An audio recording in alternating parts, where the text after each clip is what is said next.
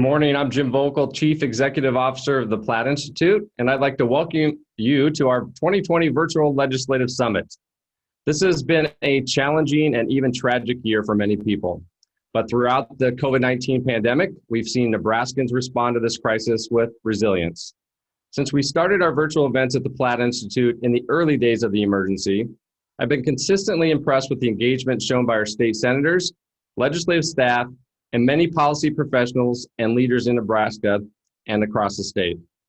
I think that commitment is making a difference for all of our state's recovery.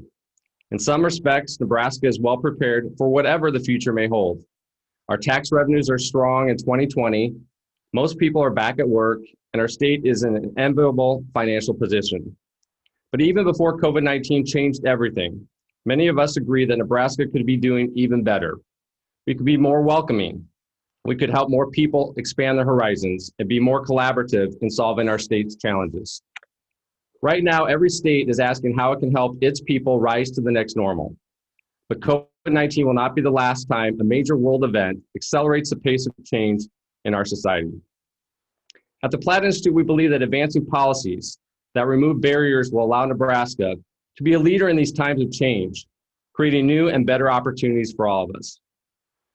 Just ahead, Nicole Fox will host 4 state senators in a discussion about regulatory reform. Then at 10:15, Laura Epke will host guests from Pennsylvania, Arizona, and Iowa to share why other states are advancing universal recognition of job licensing to help build a larger workforce. And then at 1 o'clock, I'll host a panel on what's coming next in Nebraska's tax reform debate. But before we begin, I'd like to take a few moments to acknowledge someone who has gone above and beyond to remove barriers not only for themselves, but for others. It's now time for the presentation of Platt Institute's Connie Brown Freedom Award.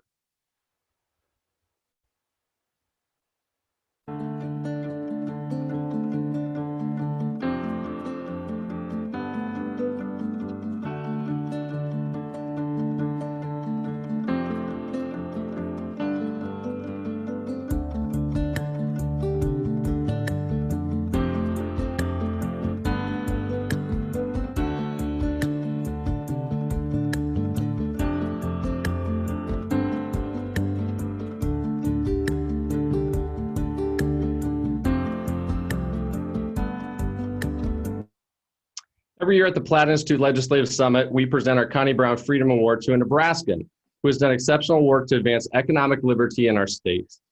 This award recognizes the unsung heroes from all across Nebraska who are working to remove unjust barriers to opportunity. This year, we are proud to present the 2020 Connie Brown Freedom Award to Mark Enda. Some of you may know Mark for his efforts to end Nebraska's competitor veto. This law allowed a group of existing transportation companies to prevent Mark from offering transportation services to home care patients in Nebraska. Although the Nebraska legislature has changed the law to prevent moving companies from vetoing their potential competitors, applicants for non-emergency medical transportation like Mark's home care business can still be blocked from the marketplace at a hearing of Nebraska's Public Service Commission. This policy was egregious from the beginning, of course, but it seems especially hard to justify in this pandemic, when seniors and vulnerable people need help with their daily tasks more than ever before. And anyone who's concerned about locking down the economy should ask themselves why entrepreneurs like Mark faced lockdown-style policies long before this crisis began. Because the Nebraska legislature has so far been unable to remove the obstacle standing in his way, Mark is now the plaintiff in a constitutional challenge of Nebraska's competitor veto. He's currently being represented in Lancaster County Court by attorneys from the Institute of Justice. Mark Enda is joining us live now. Mark, I know that you did not have to give yourself to speak out against this law. You've overcome many obstacles in your life and achieved a great deal as a member of our community. You're a busy man, and I know that ending the competitor's veto has become a matter of principle to you. And it's because of your principled dedication that our team would like to present you with the 2020 Connie Brown Freedom Award. Congratulations to you, and I would now like to welcome your comments to the Legislative Summit. Thank you, Jim, and thank you to the Platt Institute. Thank you for the Institute of Justice that is representing me and our company. My name is Mark Nda, and I would like to tell you a little bit about me and how we got here. I'm originally from Togo, though I'm a citizen now in the United States. I left my country because in my country, there was no opportunity, and you cannot speak up to try to fight for justice without going to prison or being murdered. Togo is still the only country in West Africa that is under dictatorship. When I came here in 2002 with my wife and my son, with $60 in my pocket, my son, my wife, and I didn't go through the normal procedure in airports. We went straight to the emergency room because my son was dying. This great country opened door to us, gave us things that we never dreamed of. When I say this country embraced us, I mean this country gave us Medicaid, food stamp, housing for 13 years, gave me opportunity to go to school and get all the degree possible in the United States. I worked from pizza delivery, stocking food at Walmart, driving, I did everything. And this country, I've seen people went from nothing to something. It is the only country, even when you are 40 years old, you can say, I want to be a doctor, and you will become one. Today, we are giving back to this country with a soccer team. It's a nonprofit organization. Today, hundreds of families depend on us for a payroll, a check to take care of their family. We are taking care of elder, one of the most vulnerable population today with this pandemic. However, we have found out that our elder need transportation to go to their doctor appointment. Many times they have been stranded. Many times their doctor appointment have been canceled, which have jeopardized some of their life. We have decided to add a component to our business, which is the non-emergency transportation.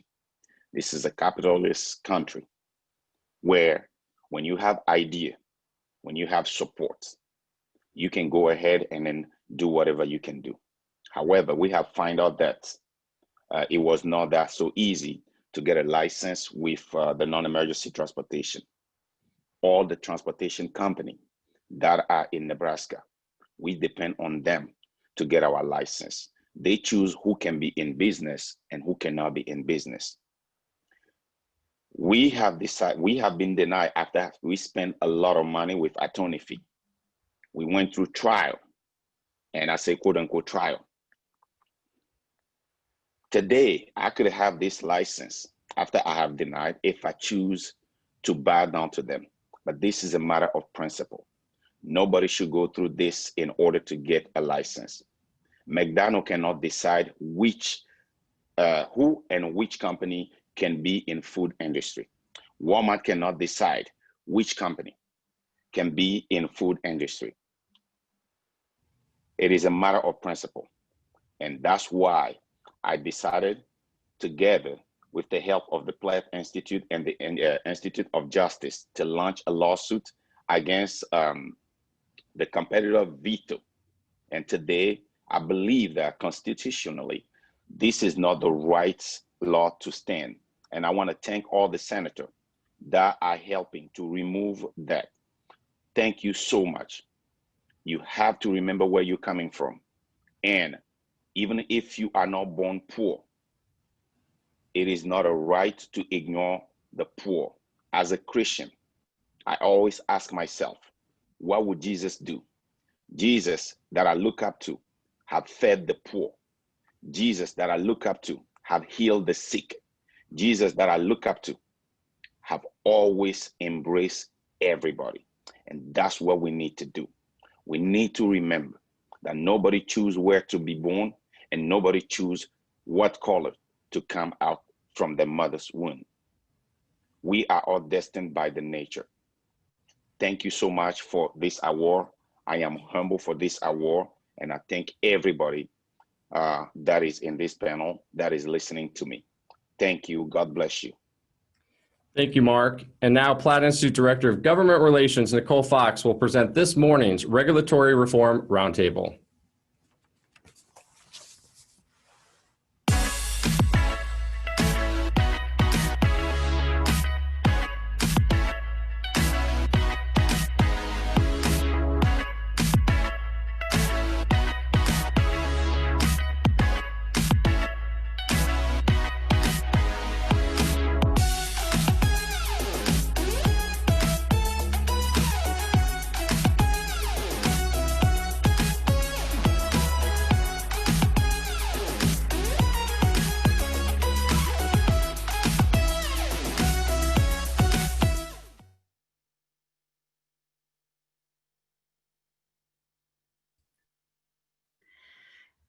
Thank you, Jim, and good morning, everyone. I'm Nicole Fox, and I'm Director of Government Relations for the Platt Institute.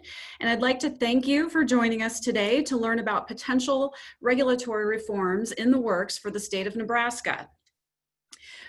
Regulations have been known to be considered as a hidden tax, and they are considered so for many reasons. First, they can limit competition and create monopolies for existing businesses.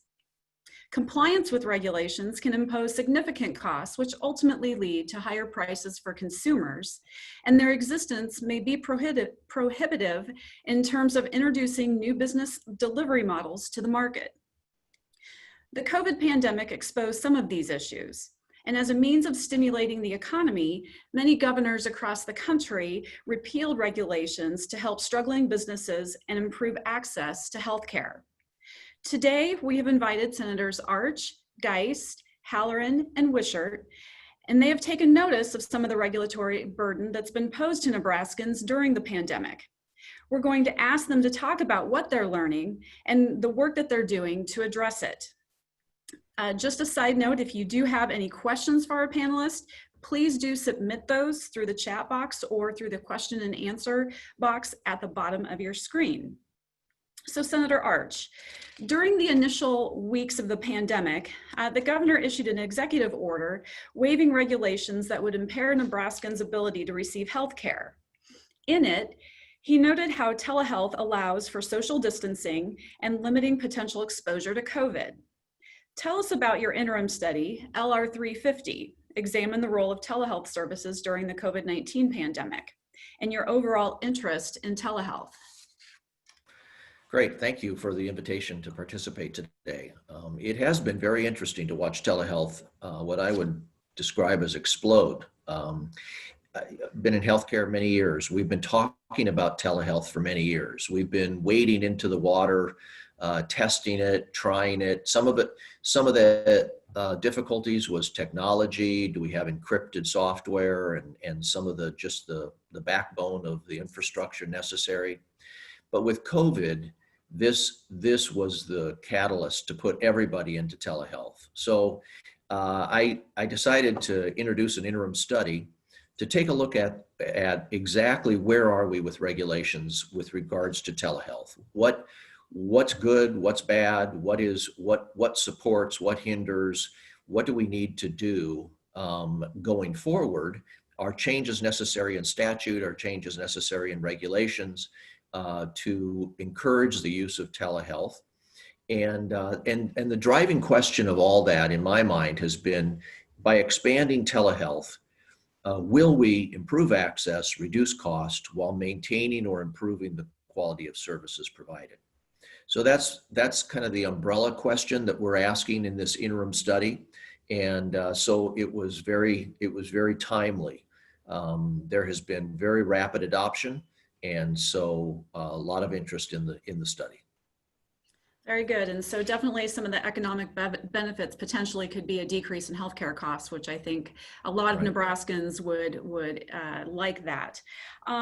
So have you been talking to people? What are stakeholders saying? What groups in particular are interested in addressing some of the issues surrounding telehealth? Sure. Yeah, we've had a lot of interest.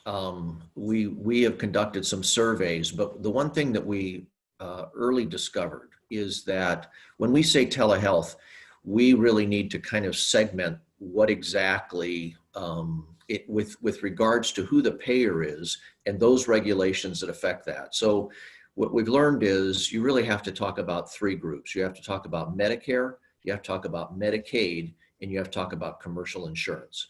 And those three are really not the same. Those are three very different buckets of regulations and statutes. So Medicare and Medicaid are largely driven by federal regulation. CMS tells you exactly what you can and cannot do. Our question to the state was, if Medicare and Medicaid allows us to conduct telehealth, do we put additional restrictions on after they allow us to do that? And what we have discovered is we don't believe that to be the case. We believe that if Medicare and Medicaid through CMS allow us to do that within the state, we are doing that. Now we've got more research to be done there, but that's our early findings. So then that leaves us with commercial insurance. So we conducted a survey, and we've sent out, we've had two different surveys. One, we focused on utilization. What really has happened to the use of telehealth over this period? And this was earlier this summer when we did it. So we did March, April, May of this year compared to March, April, May of last year. And so we're just comparing year to year and what's happened with utilization. We got numbers from commercial insurance carriers, the major carriers in the state. Two of the state's large self-insured plans, the state of Nebraska and the University of Nebraska, and the Medicaid program. So we've sent those surveys out. We did receive results from those surveys, and of course, what we saw was utilization has skyrocketed. Just for instance, there'll be more in the interim study hearing when we have that in November, but just taking a look at the commercial insurance plans, Aetna, United Healthcare, Blue Cross Blue Shield, Medica, it recorded 2,458 telehealth visits in 2019, and in 2020, 105,000. So it went from 2,500 to 105,000 just in those 3 months compared. So if we took a look now and asked, so where's utilization now? I think we would even see it, we'd see more. We may do some more questions on that. And then we took a look at behavioral health specifically, and we saw that except for Medicaid, primarily because of the clientele it serves, the percent of overall outpatient telehealth visits that were related to behavioral health jumped from about 20% to 50%. So it's not even across all telehealth, but we saw that the behavioral health in particular adapted very quickly to telehealth visits. And so behavioral health became a very large piece of that. So those are the surveys that we conducted. Then we looked at regulation changes. And there were some very specific things that the providers would like to see eliminated regarding the geographic location of the patient.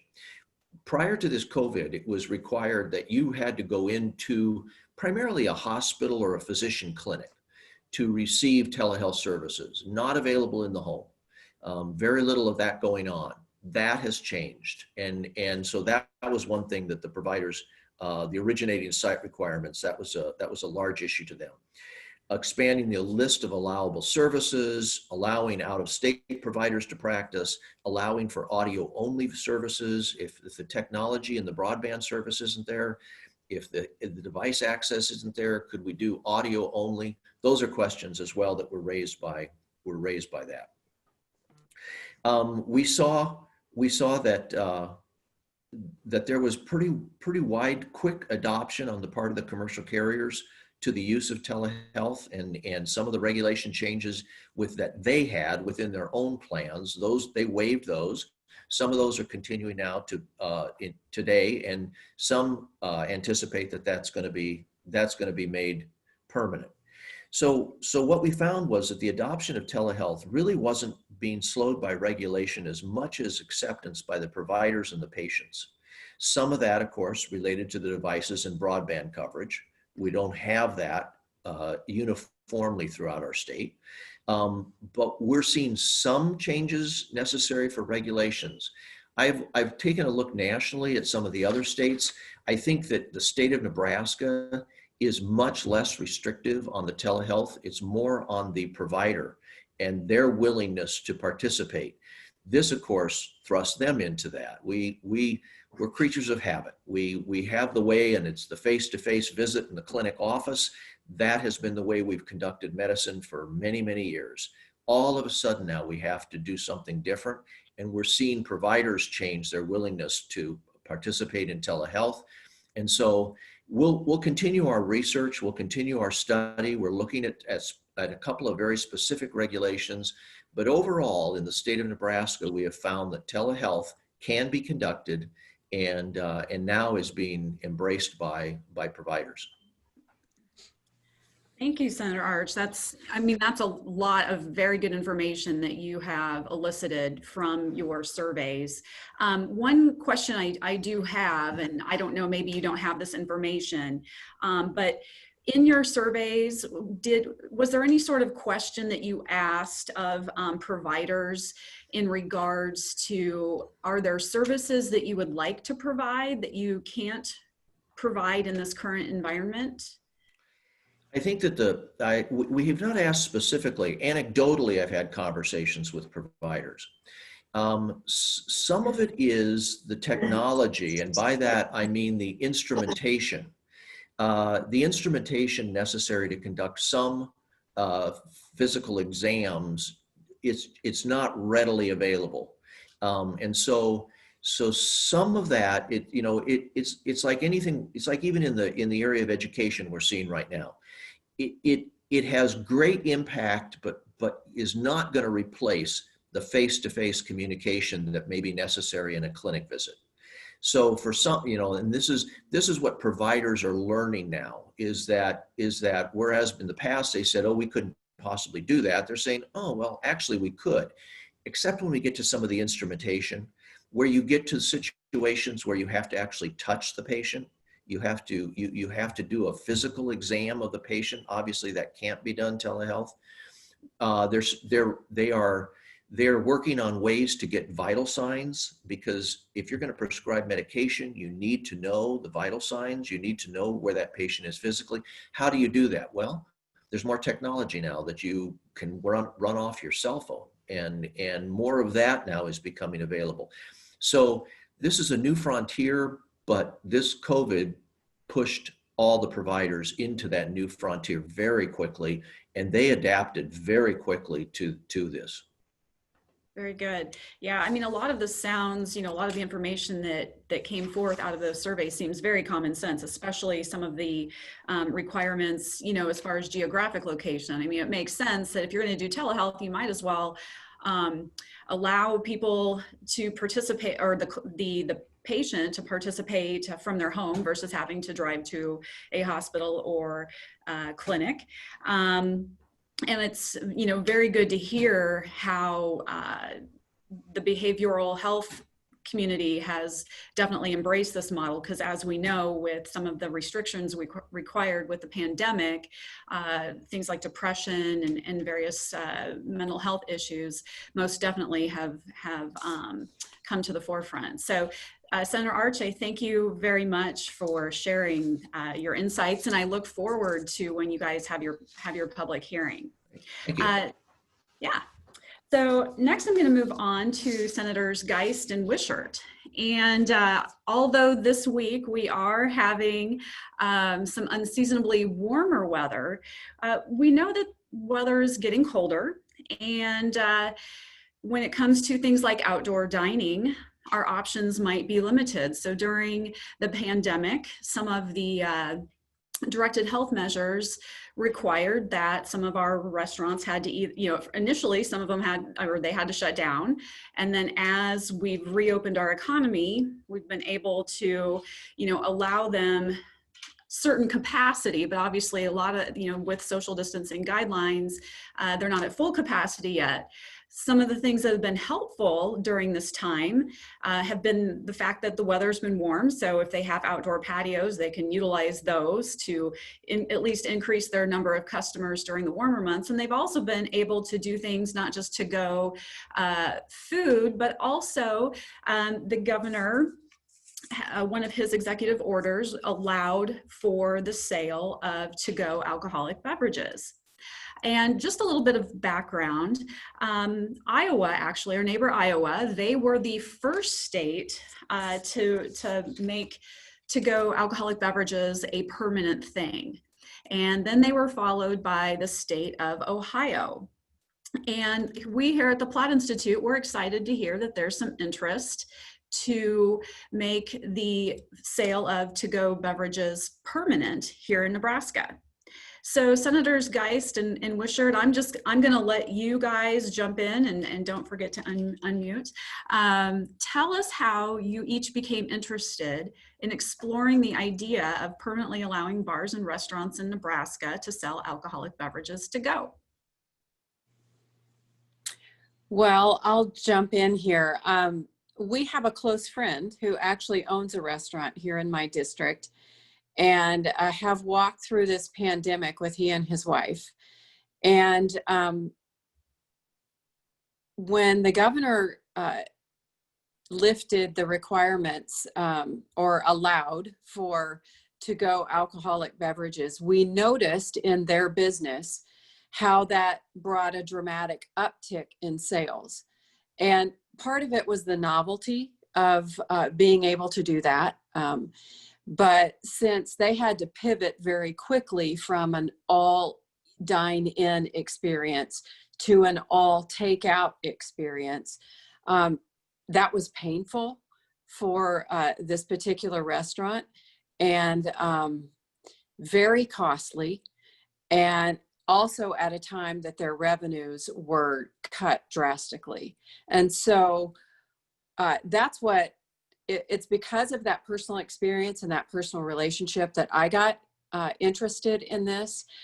Since then, and I know you'll probably ask more about it, I don't want to take all the time, but I've had a panel discussion with some restaurants in my district about some of the things that they think would help or hinder going forward their business. And I'll talk about that a little bit more, but I'll let Senator Wishart jump in and see how she got interested.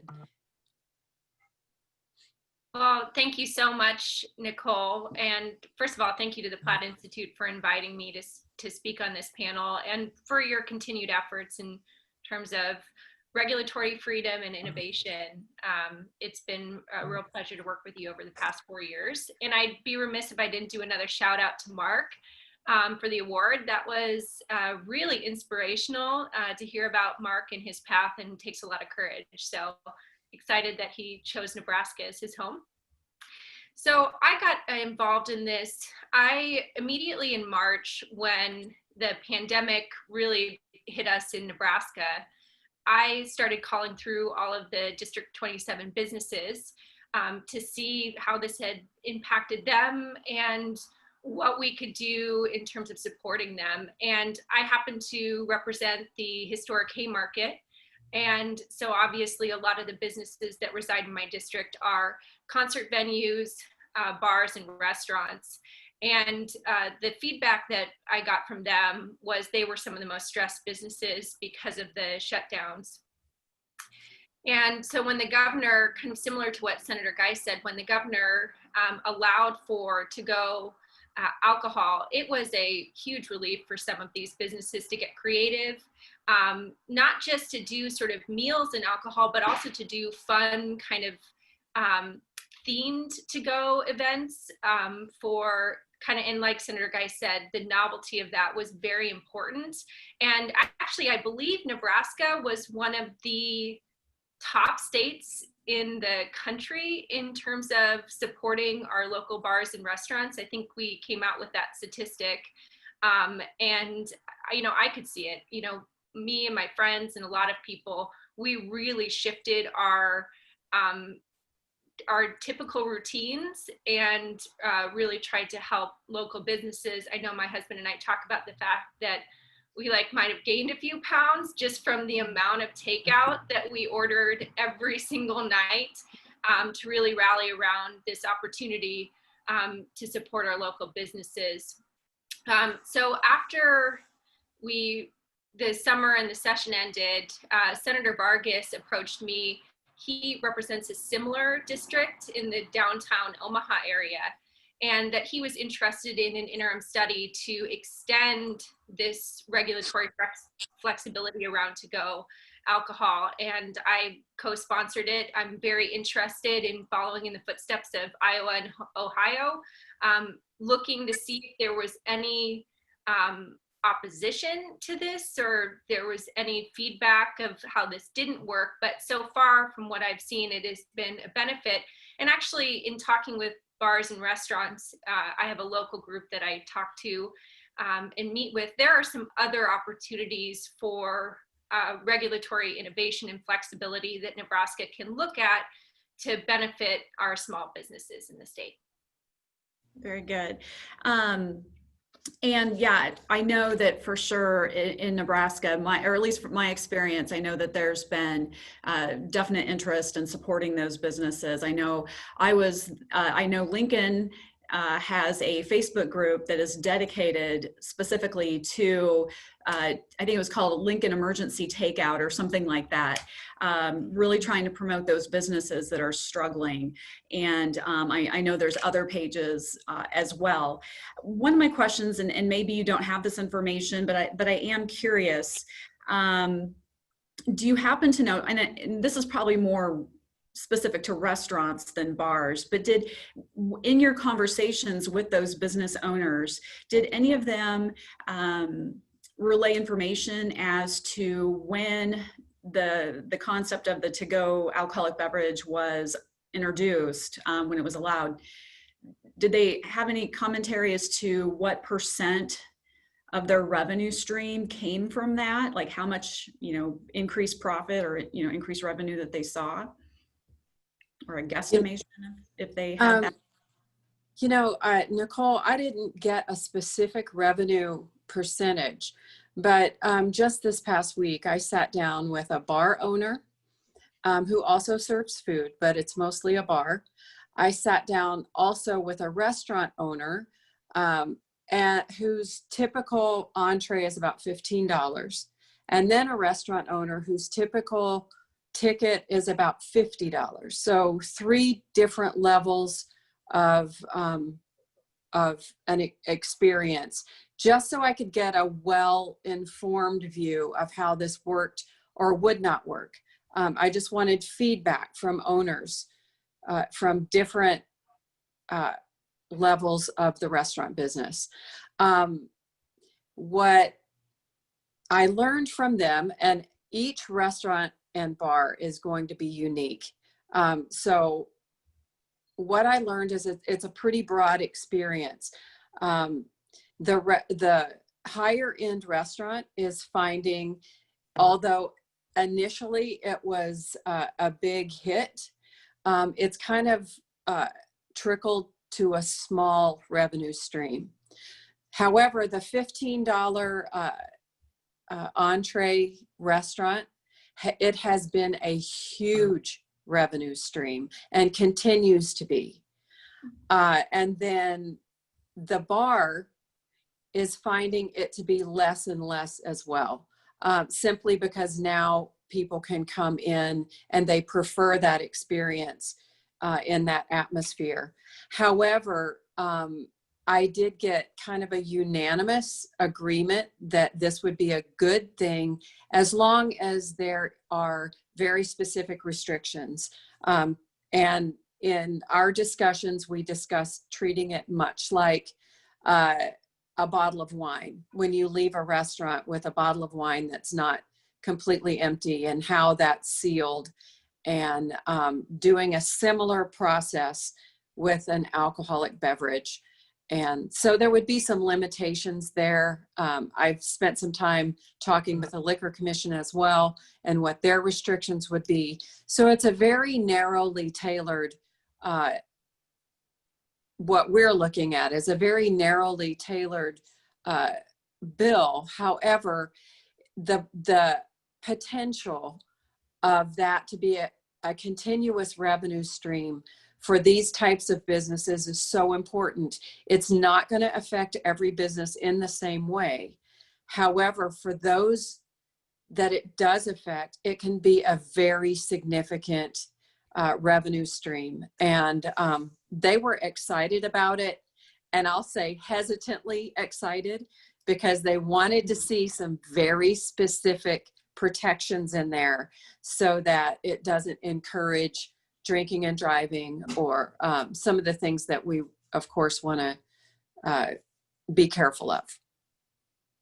So it was interesting conversation.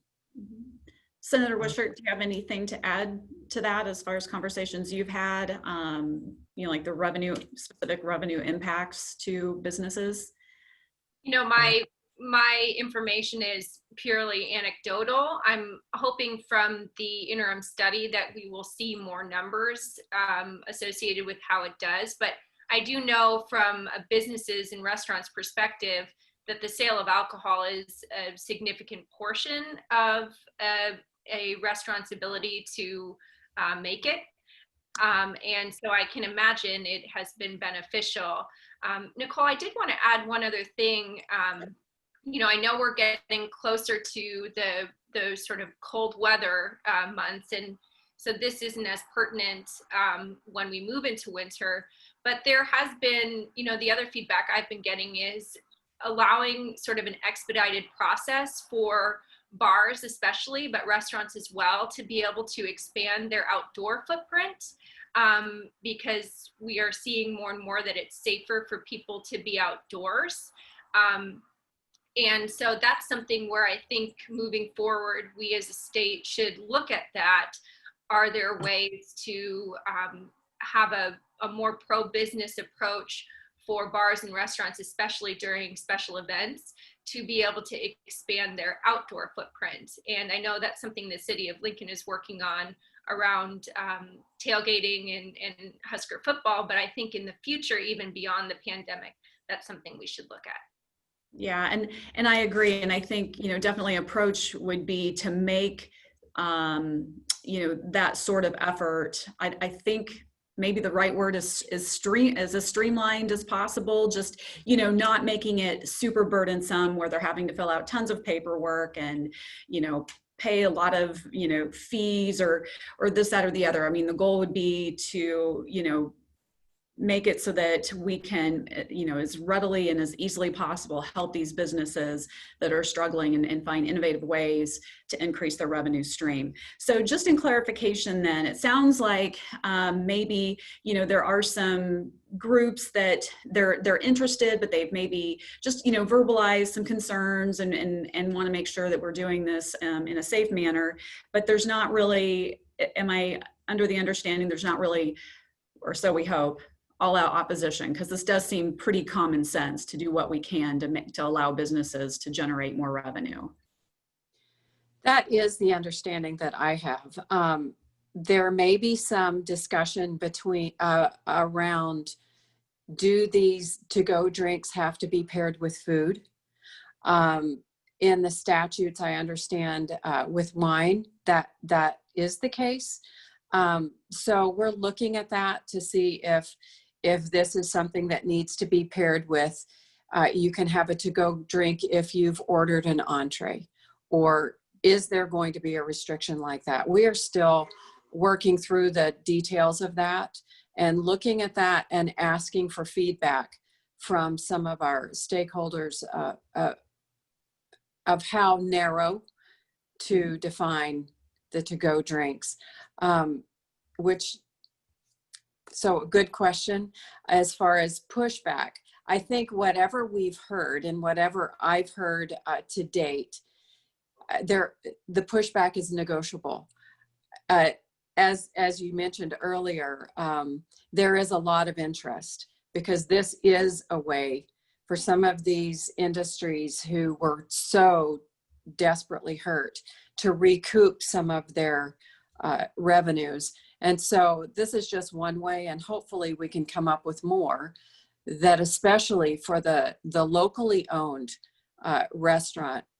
In the conversation that I had with those that were around the table that I was speaking with, their statistics were 80% of the locally owned single owner restaurant in our state could be closed by the end of the year.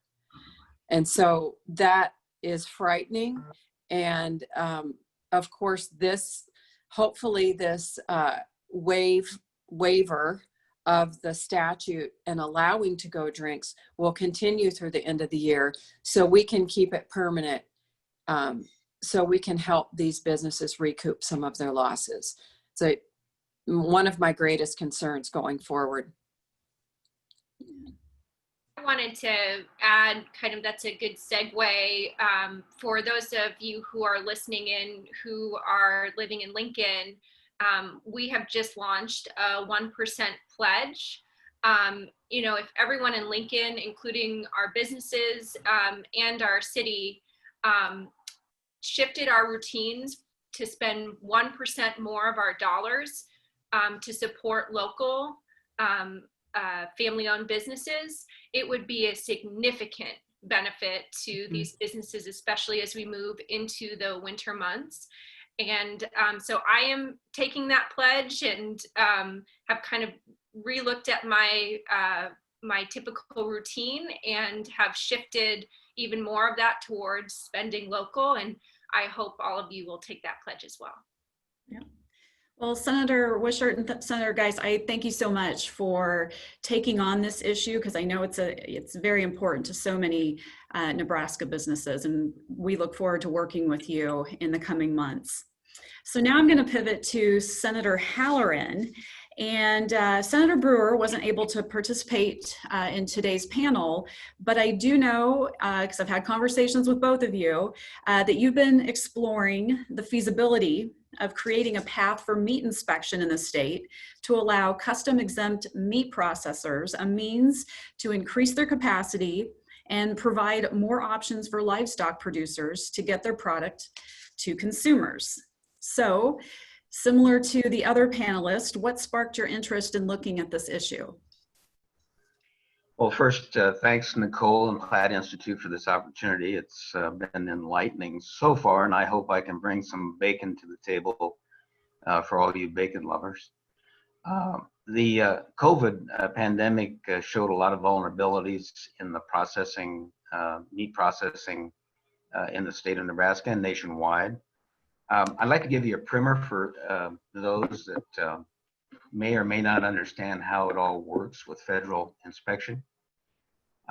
Currently, federal law prohibits the sale of custom processed meats. That's where you have these small processors that if you take and buy an animal and have it delivered, they can custom pack it for you. Prohibition went into effect with the passage of the Wholesome Meat Act of 1967. The act mandated that meat could not be sold unless it was slaughtered and processed at a facility that was either federally inspected or one inspected in a state whose meat inspection laws were as least as strict as the federal requirements.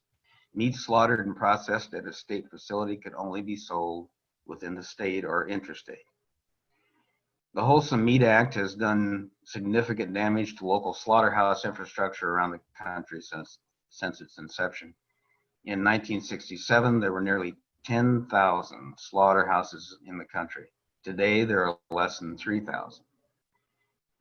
The bottleneck caused by the lack of slaughterhouses has frustrated small livestock operations in getting their products to the market and has led to an inability to meet overall demand for locally produced meats. Additionally, the act has contributed significantly to the consolidation in the meat industry. Today, 4 companies control over 80% of the beef processing in the US, and 4 companies control 60% of the pork processing. So that's kind of a primer for where we are. Meat inspection since 1967, federal meat inspection has been required for retail and wholesale sale of meats in the grocery stores. And so COVID-19 really kind of put a highlight on the vulnerability that's resulted from this consolidation in the meat packing industry, where we're reliant on a very few number of processors, very large processors, very efficient processors. But nevertheless, when one goes down or they all significantly reduce their production, then we start to see blank spots in the grocery stores, right? We see the meat counters start to thin down. And that was an issue that COVID-19 resurrected. It showed that vulnerability. And so Senator Brewer has sponsored LR 380. And by the way, he owes me for taking his place on this, but I'm glad to do it. LR 380 is the purpose intent is to examine the feasibility of creating a state meat inspection program. Now, more broadly, I believe that its intent is to broaden the opportunities, to see what the state can do to help broaden the opportunities for these small custom pack facilities to be able to expand their ability to satisfy the demand from consumers, right? COVID-19 has, for those existing custom facilities, if anyone tried to shortly after June or May, June, if anyone tried to purchase an animal, which is required, you have to own the animal to be able to take them to a custom facility and have them process it for you. And it's not guided by federal inspection under those circumstances. It's called a custom exemption, right? Well, if anyone looked into it towards the end of May and beyond, the few facilities that exist in Nebraska were booked up until well into the next year, 2021.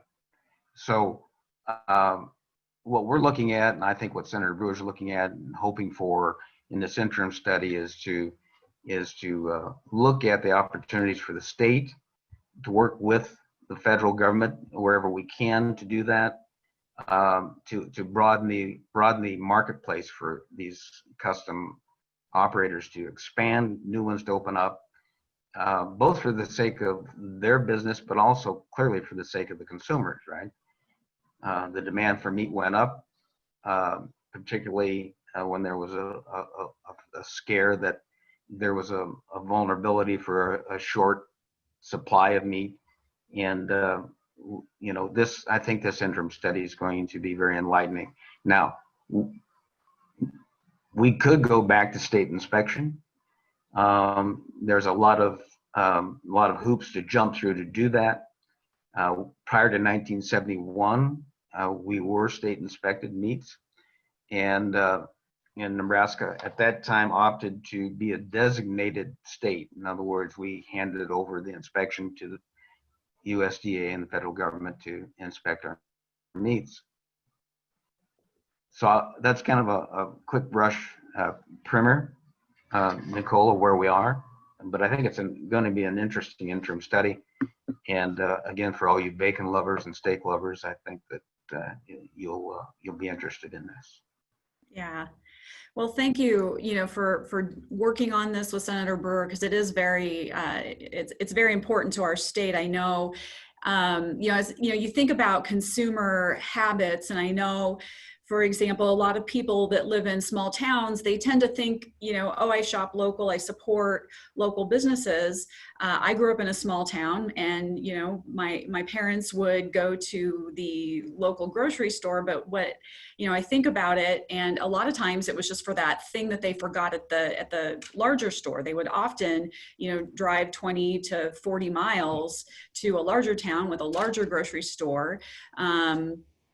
That they weren't necessarily doing their weekly complete grocery shopping at the small store. But then with the pandemic and people staying home, that's kind of where we saw some of this, that the small stores had, much higher demands because maybe people that normally commute to larger communities to work and when they're getting off work, they might be doing their grocery shopping before returning to their small town. So I think that, definitely there's an opportunity here.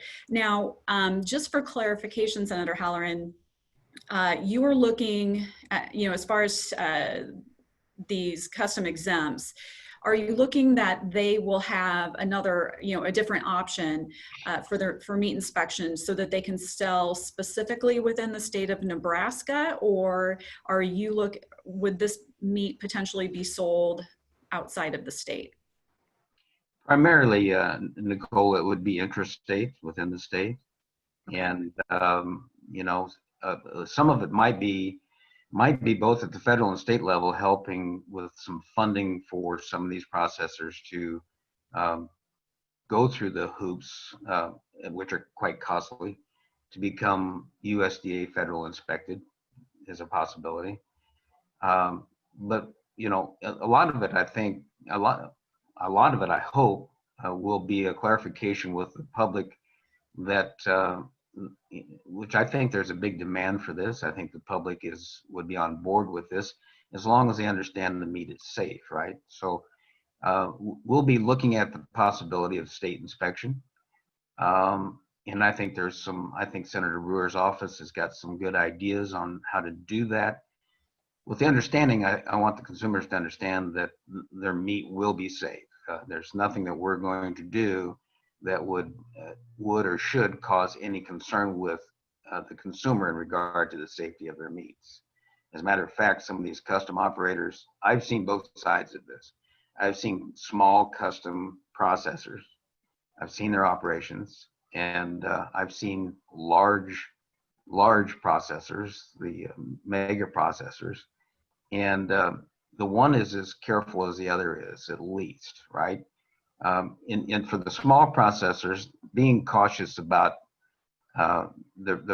being cautious about their process being high in hygiene and have HACCP, where they look at the critical hazards during the process, being time and temperature primarily, general cleanliness, obviously. The local processor is far more vulnerable to a hiccup. If something goes wrong, well, guess what? They're local, and word travels fast, and and people will stop doing business with them if they don't do a stellar job. So they're more inclined to be very, very, very cautious. And I'm not saying the large processors aren't, but if you've been in one of those facilities, God bless them, they're very efficient, but things happen. And although they're USDA inspection, that inspector can't be everywhere. So, you know, our goal here is to broaden the opportunities for both the producer and the consumer to have good quality, safe meats available to them, and frankly, to reduce the vulnerability that we've seen with COVID-19 and the impact it's had on meat processing, to reduce that vulnerability, right? So that there's more options out there for both producers to get their livestock to market and have it processed, and for consumers to have an end product when they need it. So they're not total reliance on the very, very consolidated system that we have now. Okay. Well, thank you so much, Senator Halloran, and I look forward to, you know, your work and the things that you learned during your interim study. We're getting close to the end of the hour here. If you do have a question for our panelists, feel free to use the Q&A section on your screen or the chat button. And there was a question comment that came through, and it deals with, finding ways to get around the regulations, quarantine. And one thing I just want to make clear, that what we're advocating for is not necessarily, reopening our economy prematurely, but basically it's about, changing rules that are in place that are detrimental to businesses trying to earn a living. So, Senator Halloran, it looks like there's a question that's coming for you. How serious is the problem of COVID-19 amongst meatpacking plant workers in Nebraska? Well, that's been a significant problem, right? The reduction in the processing of these large plants was primarily because of the impact of personnel getting sick from COVID and not being able to work. And when the workforce is reduced, obviously the output for the plant's reduced. And COVID-19 it has had a tremendous impact on the meat processing industry. I believe the meat processing industry has taken quantum leaps and did it rather rapidly as they could, to expedite distancing and safety precautions within their plants.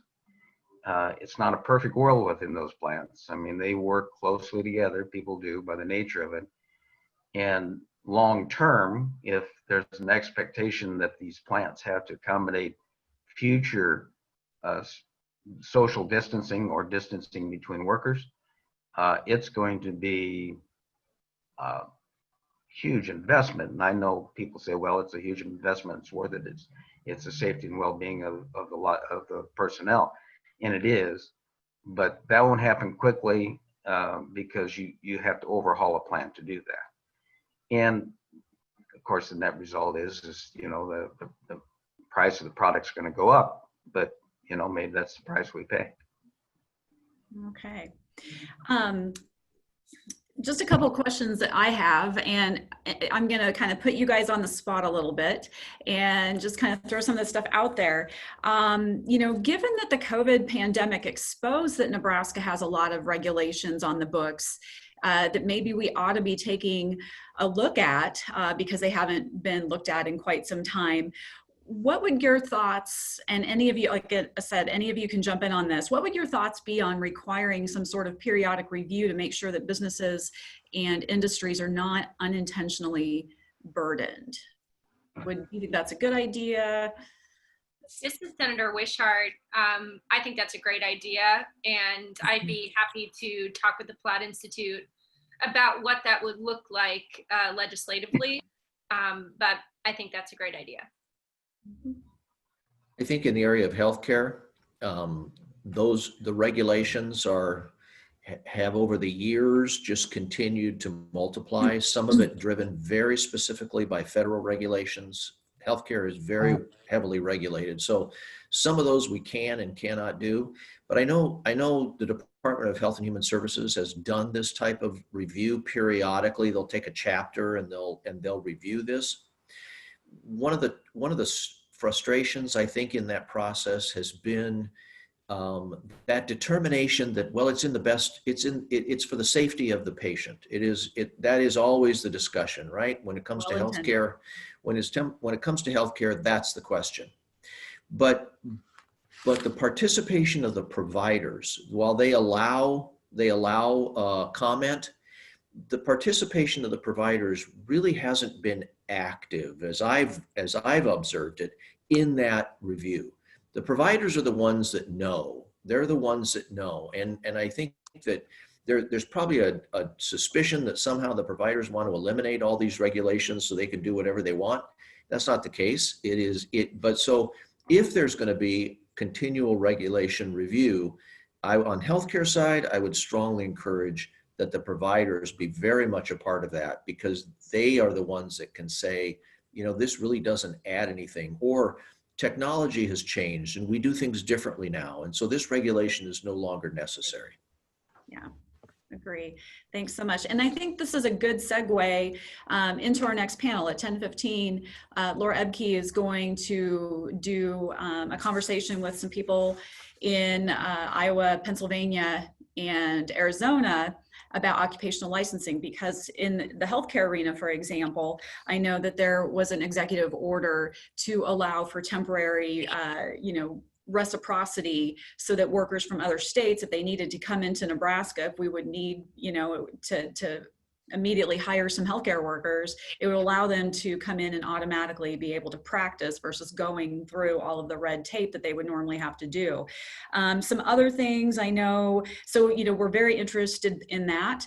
And so Laura's going to talk about that a little bit more. And we're also interested in, like, for example, I know there was something on, allowing public meetings, for example, to be held virtually because of the social distancing and directive health measures. So, my hope is that there is interest in keeping several of these regulatory, temporary regulatory rollbacks more permanent.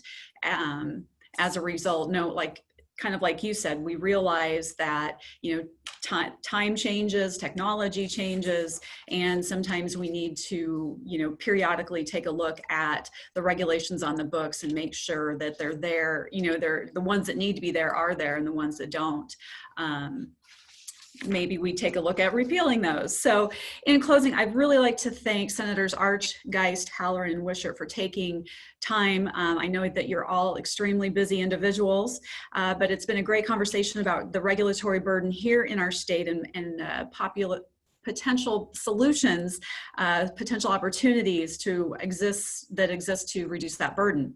And I'd also like to thank those of you that have logged on to join us this morning. This concludes our current session. Please be aware that you'll need to use a separate Zoom link to access each of our sessions today. So we are going to take a quick break and we'll be back at 10:15. And as I said, our next session is on occupational licensing, and that session will be moderated by Platt's Senior Policy Fellow, Laura Ebke. And again, thanks, Senator, and thanks to all of you for watching. We'll see you in a bit.